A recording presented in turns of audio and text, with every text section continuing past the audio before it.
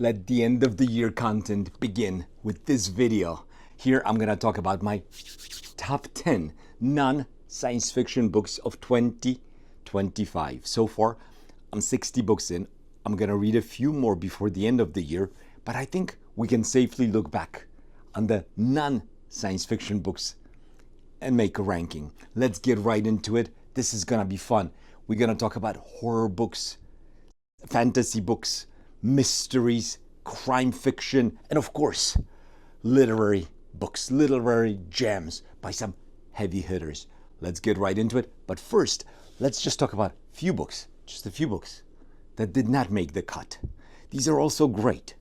Let's get right into them. First up, The Secret of Secrets, Dan Brown. It's been a while since I read a Dan Brown book, and this was the perfect time to do it.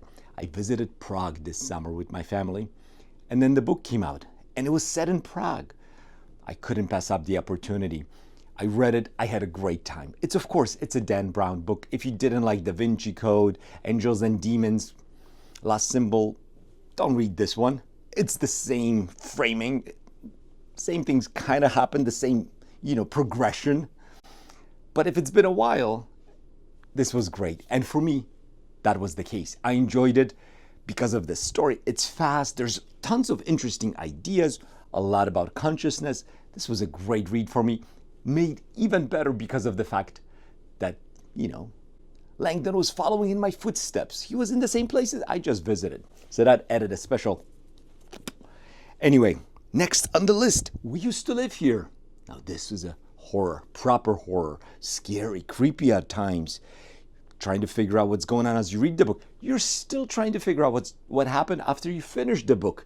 There's some Easter eggs. It's a very interesting read.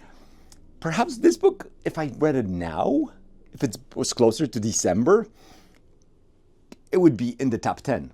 It was a good one. Tom Orange recommended this one, and I'm so happy I read it. I had a great time reading this. Fun read for sure. James Percival Everett, great author, right? This was a retelling of Huckleberry Finn. I had a great time reading this book. I thought it was well written, well told. I really enjoyed it. It just misses out. This book, James, was actually on the list. It was at number 10 until I read a certain book that I finished just today, and James got pushed out.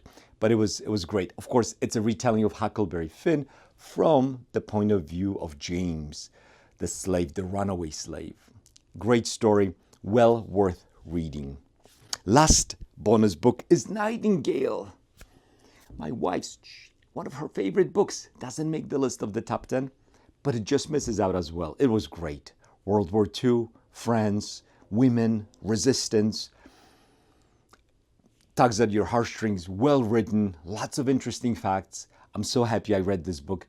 It was an easy read with a lot of uneasy subject matter. So a great one for sure. Now let's get into this list. Let's talk about at number 10. And this book I could put, and I'm putting it at number 10 because I just finished it today. I'm not gonna redo the ranking, but I needed to include it. The Housemaid, believe it or not, gets in ahead of James, of We Used to Live Here, of The Secret of Secrets, of In Front of Nightingale, because I could not put this down. This was pure fun. No great literature here. Do not look for that if you pick up this book. But if you want to read a story that you, if you're like me, will not be able to put down, this book, Freida McFadden's The Housemaid, is that story. I could not put it down. I started it last night, around midnight. I read it till like 1:30 a.m. And then I continued this morning and I finished the book. It's a quick read, fairly short chapters. Each chapter propels you into the next chapter. Fantastic. The setup is great. And it's well written. It's well written, for what it is. It's the type of book that isn't trying to be more than what it is. It just delivers on its promise of a fun, engaging mystery. What is going on? You're trying to figure out who's the good guy or girl, who's the bad guy or girl, It was awesome. I had such a good time. My wife read this and she loved it. Two of my girls read it and could not put it down as well. There's a movie coming out. We're probably gonna go, all four of us are gonna go watch it now. This was awesome. Not a hard recommendation for everybody. It isn't going to work for everybody for sure. I can't believe I read this in like half a day. It was awesome. So that's number 10. What's at number 9? Oh my goodness. I should have this better organized, right? Remarkably Bright Creatures by Shelby van Pelt. That's the book right there. Remarkably Bright Creatures. What a great story. An older protagonist.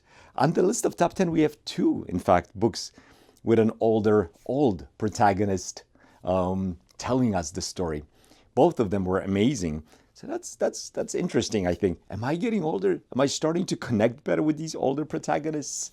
Maybe. I don't know. There were quite a few characters that really worked well for me. In the beginning, there's a young protagonist also, a secondary character at the heart of this story who I didn't like, but this person, his kind of character arc was interesting. His growth, his maturity, it was fantastic. And of course, the octopus. This is all about the octopus.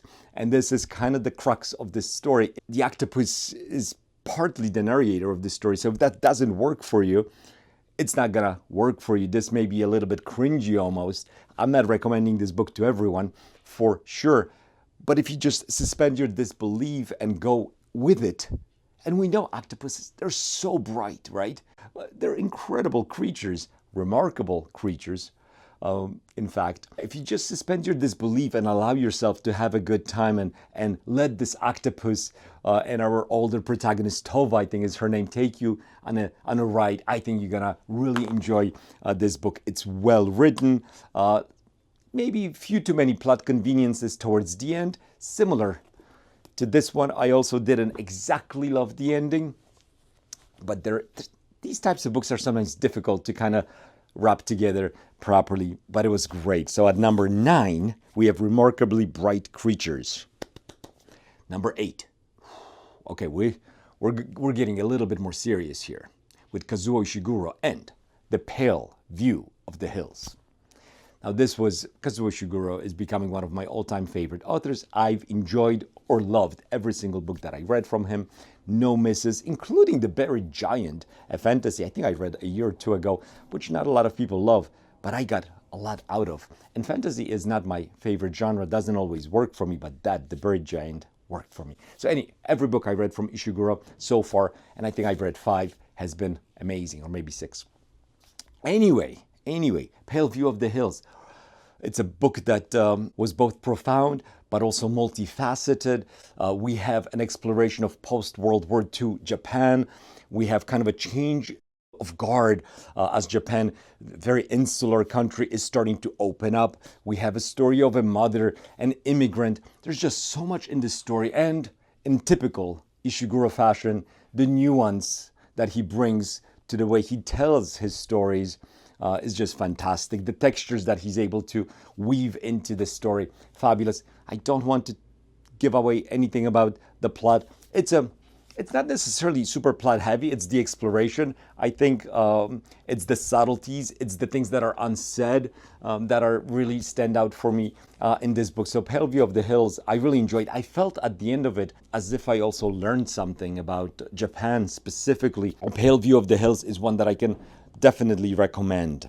Next one, The Curious Incident, one of the longest titles, The Curious Incident of the Dog in the Nighttime.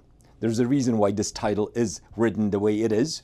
You say, that's not a great title. Well, there is a reason. Read the book. So kind of similar in the way Flowers for Algernon is written from the perspective of a boy with developmental issues. Here we have someone who is on the spectrum writing the story, writing the book. So maybe that's why the title is so long. And this was really a story that grabbed my heart. Poignant, it was heartbreaking, it was a luminous kind of a novel. And again, a novel where I felt like I'm in the mind of someone who is struggling to understand the world, and I'm seeing the world through his mind. And because of this book, I have a better understanding of folks on the spectrum of how they perceive the world, how they struggle to understand people's reactions, how they cope also ultimately with the world, and how they can navigate this very difficult circumstance that they've been kind of put into. There is a mystery, there's a crime that happens, there's our protagonist is trying to figure out, all with his mental deficiencies, but also with the capabilities that he has, which are incredible as well. He's trying to weave together and figure out his place in the world, his place in his family. It's a fantastic story, and it's one that I felt like I was afraid that it was going to have that Hollywood ending. It didn't. It felt real. It felt hard-hitting, visceral because of that, and ultimately it was a compelling read. So yeah, I really enjoyed The Curious Incident of the Dog in the Nighttime, and that is one that I can strongly recommend. Next on the list, Drive Your Plow Over the Bones of the Dead. There is a title that you kind of have to think about. Drive Your Plow Over the Bones of the Dead is one of the more famous books written by a Polish author, Tokarczuk, Olga Tokarczuk, a Nobel Prize. So we have a couple of Nobel Prize laureates here, because obviously Ishiguro also got a Nobel. And I'm just thinking, did anybody else here? Probably not. I don't think so. But we have Ishiguro with a Nobel, and we have Tokarczuk, who has a Nobel recently. I think 2019 she was awarded the Nobel. In any case, this is the book where we have that older protagonist. It's a book that is really different. It's unique. It's written really well, obviously, a Nobel Prize. So there's that literary merit to it. As you're reading, you feel the author is someone who's really skilled with the pen, really knows how to tell a story. It takes chances also. This isn't a book that is going to be a hit for everybody. But it's interesting. There's a mystery. There's an unusual setting. It takes place in Poland, but not in a major city, but kind of on the border of Poland with Czech Republic, in the hills of Tatra Mountains. I thought this was fantastic. I was swept away. I loved the protagonist, and I think this is the key to enjoying this tale. She is odd. She is weird. The way she thinks. We are in her mind, essentially, as she talks about astrology, things that I'm completely not interested in, tarot cards, astrology, stuff like that. Not for me. A lot about animal rights in this book. I thought it was a fantastic read. It was one also that was both challenging and difficult to put down at the same time. So an interesting book. So that's number 6, right? Number 6. Number 5. Number 5, The Bone Clocks. And here's one that I could have classified it as a science fiction, but really most of the book has nothing to do with SF. Maybe it's closer to fantasy. I think David Mitchell, the author, is one who is someone who is just, you can't put him into a box, right? He breaks the norms, and his writing is sublime. I loved his prose.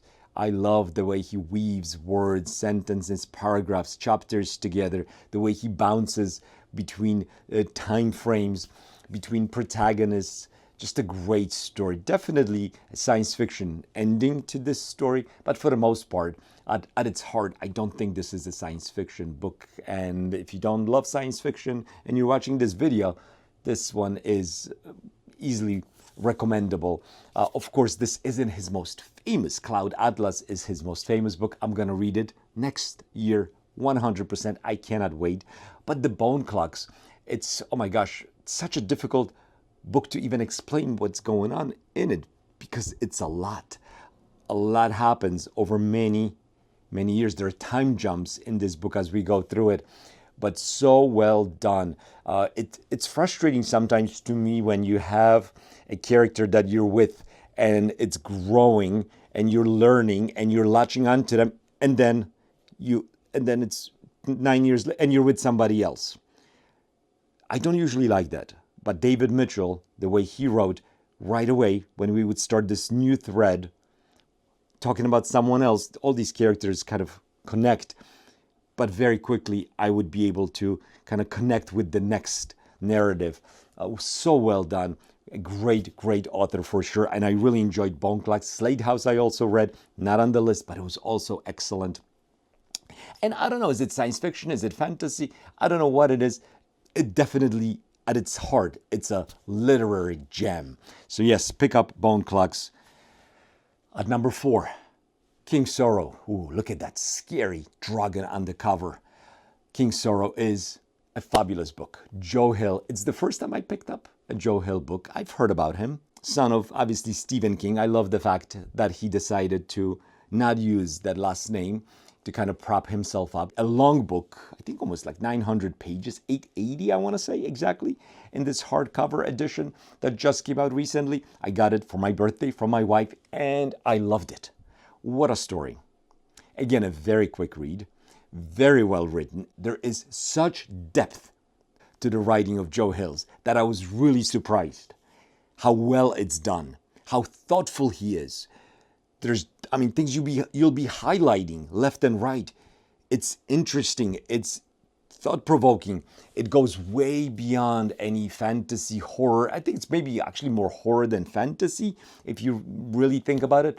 But again, at its heart, it's just a well-written, beautifully told story with characters who, in the beginning, give yourself time with this book also. Because in the beginning, I was like, I don't know if I like all these people. Seem like, they're kind of quippy and everybody tries to be smart and funny.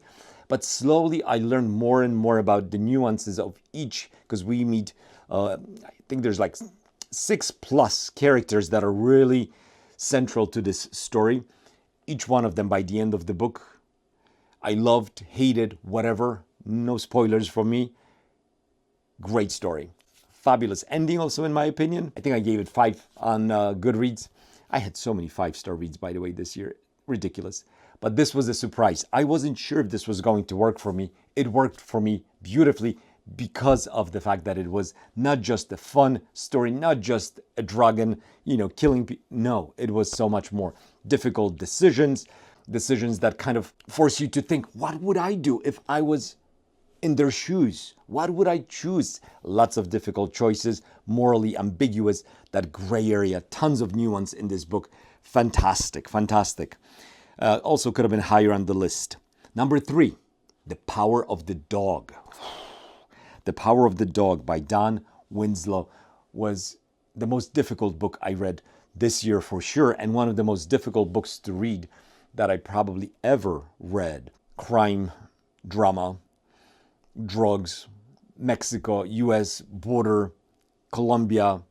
It's a story that is extremely powerful, extremely well researched, feels so real, so visceral, so ambitious, and also tout in the way it's being told. Just an incredible ride. Again, one of those books that even though it's difficult, you can't stop reading it. It takes us on a long journey from 70s all the way into the 2000s with a DEA agent, and there are lots of point of views that we kind of see in this story to kind of give us a total picture of the difficulty in kind of fighting this war that probably should never have been fought. The war on drugs was obviously a huge failure with so many lives lost. But does it give any easy answers also what should have happened? No. Lots of historical aspects to this story, lots of interesting things. I love this. This was amazing. I have to give Jimmy Nuts props for recommending this book. He read it a few months ago. I think he talked on his live video. And yeah, I'm so happy that I read it. It was a powerful story. I really enjoyed it. The Prestige, Christopher Priest. This was so much fun. This was an amazing story. We have 2 magicians vying for supremacy. Fantastic story. There's a great movie, of course, The Prestige, which I watched the movie years ago. So I did watch the movie before I read the book. I'm so glad I read the book. It's a little different. Again, this could be construed as a science fiction book. Easily, there is a science fiction aspect to it, but at its heart, I don't think it's a science fiction story. I wanted to include it on this list. We have historical characters, of course, with Nikola Tesla. Just fantastic story, well written, incredible characters, really good writing. Christopher Priest passed away not too long ago, just a couple of years ago, I think. A great author. I loved Inverted World, a proper science fiction book. I thought that was incredible, really well done, beautiful world building, a mystery also. This was more fun than Inverted World. And yeah, it was incredible. What a great ride. The Prestige by Christopher Priest is one that is an easy recommendation, I think, to just about anyone who enjoys reading. But number one, and this one I stayed as number one from the beginning of the year because I read this in January. So this has staying power. Dan Simmons. We're not talking about Hyperion. We're talking about The Terror. The Terror. Oh my goodness. This tale of exploration, this tale of survival, well, powerful story, a true story of an expedition into the Arctic to find a passage. Here we have a story of exploration, historically, as much as possible, accurate retelling of a tragedy of two ships. One of them is called The Terror, the other one, I think, Erasmus. Incredible characters, incredible drama, incredible bravery. And on top of that, on top of the historical perspective, we have a supernatural force that is making things even more perilous for our heroes. And the element of supernatural in this story could have easily, and I think for some readers, they have a hard time with it and they don't like the book because of it. For me, it worked because of the way it was tied into the local Inuit culture. It comes from their legends, their myths, their beliefs, and I thought that was beautifully done because of it. So it just, to me, it added another element of the unknown, of the atmosphere. I was riveted to this story. I loved it. I read it on advice of some of my subscribers to read it in the winter. I read it as I was in the mountains in Colorado. It was freezing, it was cold, it was snowing, and I loved it. I loved the story. I thought it was fantastic, well written. Dan Simmons is a great author, and yeah, I loved it. So this is my top 10 non-science fiction books of the year. I had a great time reading these stories. Science fiction is my favorite genre, but I love to read broadly. And I think 2026 will probably feature even more non-SF works that I'm going to fall in love with. So yeah, thank you so much. If you've watched this till the end, I really appreciate it. Don't forget to like, subscribe if you haven't. Hype it up. Yeah, there's that new hype thing. Why not? Leave a comment most of all, because I love to talk to you, and I'll see you on the next one.